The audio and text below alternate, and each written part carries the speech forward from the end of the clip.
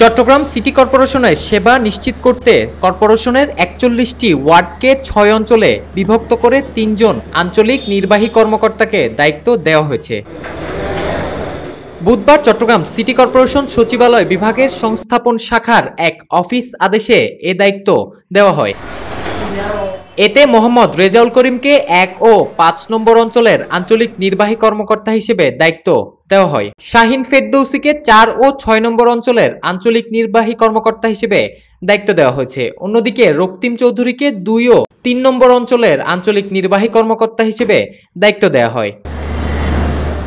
এ প্রসঙ্গে চট্টগ্রাম সিটি কর্পোরেশনের প্রধান নির্বাহী কর্মকর্তা শেখ মোহাম্মদ তহিদুল ইসলাম জানান, কর্তৃপক্ষের অনুমোদন ক্রমে এই আদেশ জারি করা হয়েছে, যা ১ সেপ্টেম্বর থেকে কার্যকর হবে। শুধুমাত্র একটি কেন্দ্রীয় অফিস থেকে এই সিটি কর্পোরেশনের পুরো কার্য পরিচালনা করা খুব ডিফিকাল্ট, এবং সেটার জন্য এই মনিটরিং টুলসটা আসলে ইমপ্লিমেন্ট করার জন্য ২০১২ সনে আসলে এই সিটি কর্পোরেশনগুলো ৬টি জোনে সিটি কর্পোরেশনে বিভক্ত করা হয়েছিল, কিন্তু আনফরচুনেটলি আমরা এগুলা ফাংশনিং করতে পারিনি।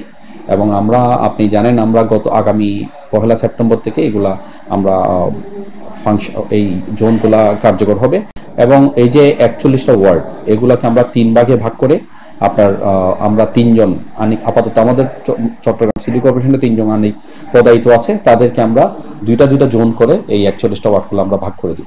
এবং এদের মাধ্যমেই মূলত যে সিটি কর্পোরেশনের যে সেবাদান কার্যক্রম, এই যে পরিচ্ছন্নতা বিভাগ কিংবা হচ্ছে আপনার ইঞ্জিনিয়ারিং ডিপার্টমেন্ট কিংবা আমাদের রাজস্ব বিভাগ, এখন আপনি এদের মাধ্যমেই আমাদের কেন্দ্রের সাথে যা ফিল্ডের এদের মাধ্যমেই আমাদের যোগাযোগটা হবে, এবং একটা মনিটরিং টুলস আমরা এখন ইমপ্লিমেন্ট করেছি বলতে হবে।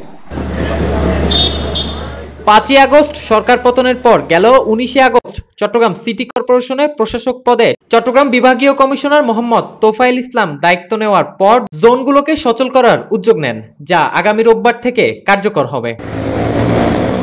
Khan Mohammad Abdullah, media express, Chittagong.